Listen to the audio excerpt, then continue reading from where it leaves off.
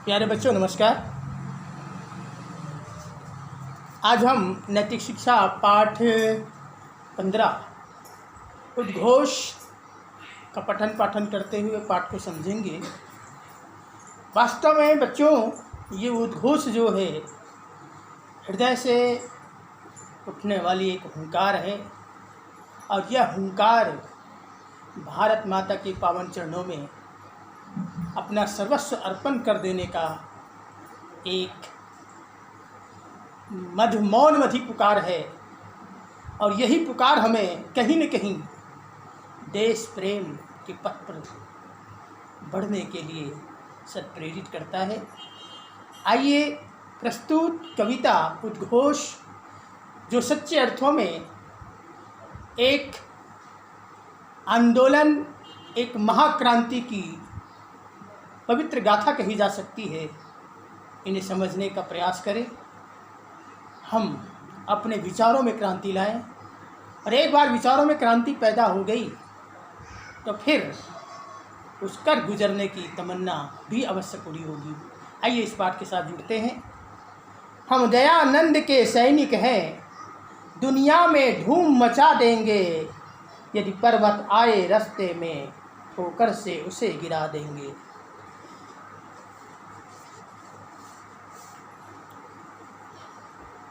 इस महान क्रांतिकारी और समाज सुधारक ऋषि दयानंद जी के उस उठाए गए बीड़ा को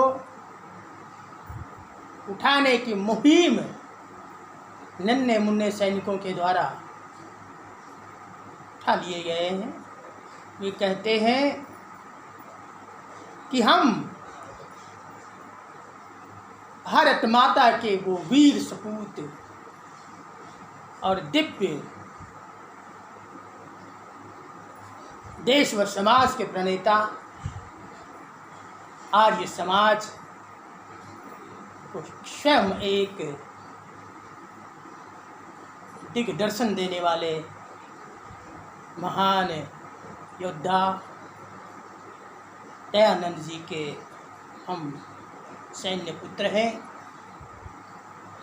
हम इस संसार में एक ऐसी क्रांति लाना चाहते हैं कि यदि इस पवित्र पथ पर कोई भी व्यवधान उपस्थित होगा तो उस व्यवधान को हम स्वयं नष्ट कर सकते हैं।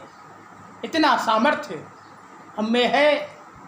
यदि कोई संकट का आगमन हमारे इस महासमर में होता है तो उस संकटों का सामना हम डट कर करेंगे। यही मंजुल भावना प्रस्तुत पद्यांश में रचना के द्वारा प्रकट की गई है।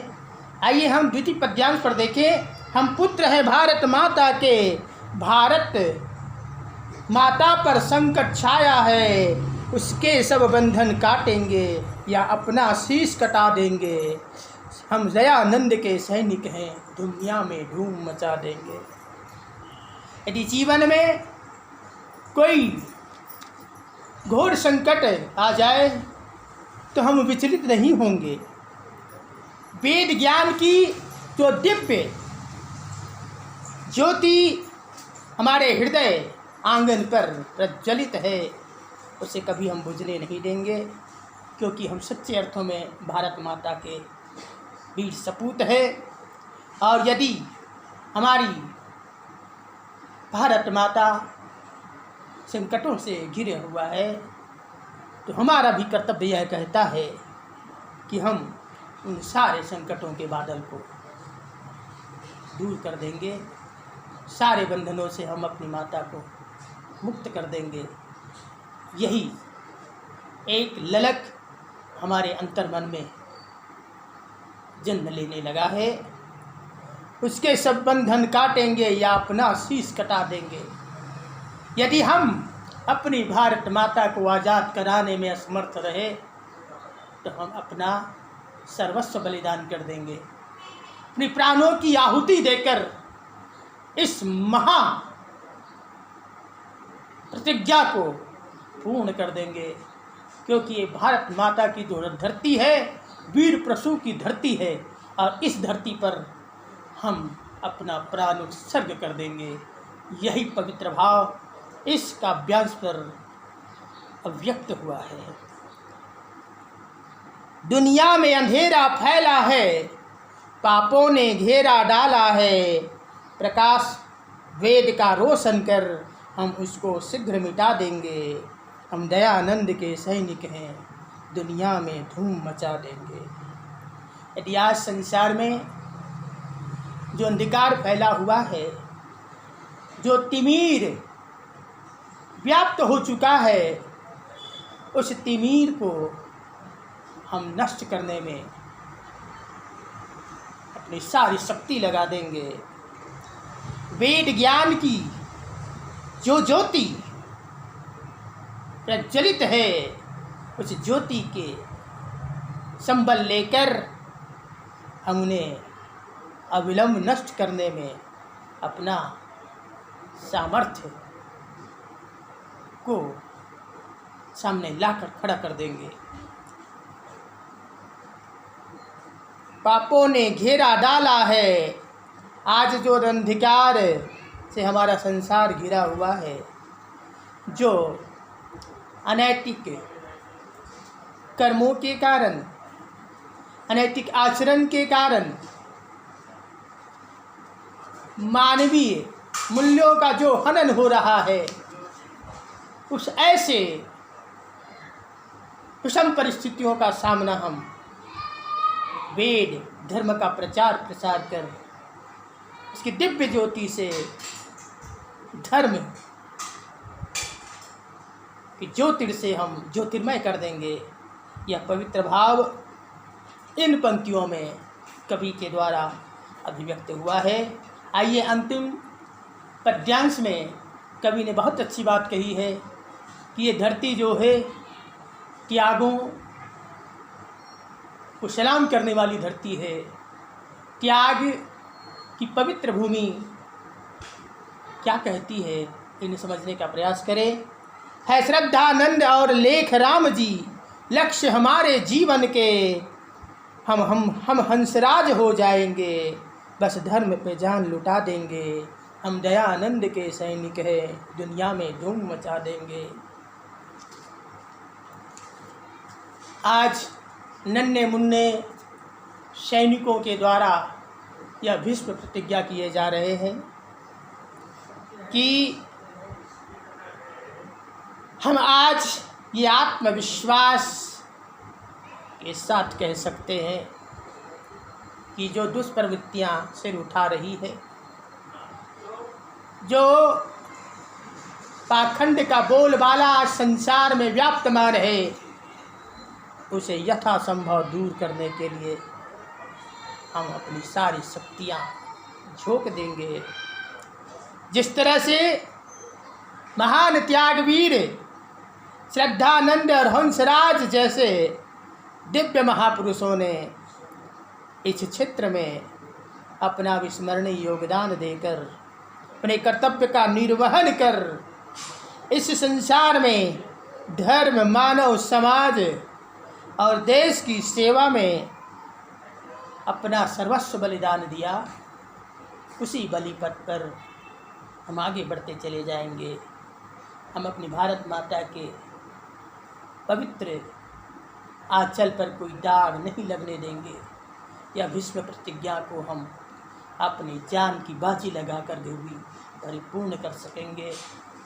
यही पवित्र भावनाएं प्रस्तुत कविता के माध्यम से अभिव्यंजित हुई हैं। मैं तो यही कहूँगा बच्चों कि व्यक्ति बड़ा नहीं होता है, देश बड़ा होता है, और उस देश से बड़ा उसका देश धर्म होता है, मानव धर्म होता है। मानवता के लिए जिए, देश के लिए जिए, वरना औरों के लिए, वरना अपनों के लिए तो सभी जीते हैं।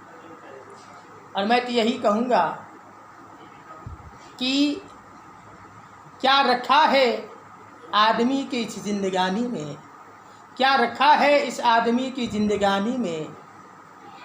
अरे रहना है तो रह लो, रहना है तो रह लो, बड़े देश प्रेम की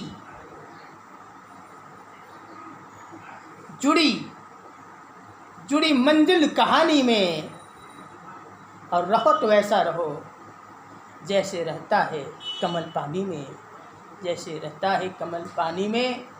बाधाएं कब रोक सकी है जीवन व सर्ग पथ पर बढ़ने वालों को, बाधाएं कब रोक सकी है बलि पथ पर बढ़ने वालों को, मौत कब मार सकी है देश प्रेम पर मर मिटने वालों को, देश प्रेम पर मर मिटने वालों को। प्यारे बच्चों, आप प्रस्तुत कविता को अपने हृदयंगम कर उस बलि पथ पर अग्रसर होकर भारत माता के वीर सपूत होने का एक परिचय देंगे और भारत माता की हर अस्तित्व की रक्षा करने में आप सब की एक एक लहू का कतरा उसको अर्पित होना चाहिए। इन्हीं मंजिल भावनाओं को आप आत्मसात करते हुए जीवन को आप अनुकरण जीवन बनाएं। यही संदेश के साथ मैं आप सबको पुनः आगाह करता हूँ कि आपका जीवन एक आदर्श जीवन हो, अनुकरणीय जीवन हो, और आप उद्घोष जैसी पवित्र कविता को भारत माता के पावन चरणों में समर्पित कर देश समाज कल्याण के लिए अग्रसर हो, ताकि यह कविता सार्थक सिद्ध हो सके और आप भी किसी के लिए अनुकरणीय पात्र बन सके। यही भाव आपको सादर समर्पित। धन्यवाद।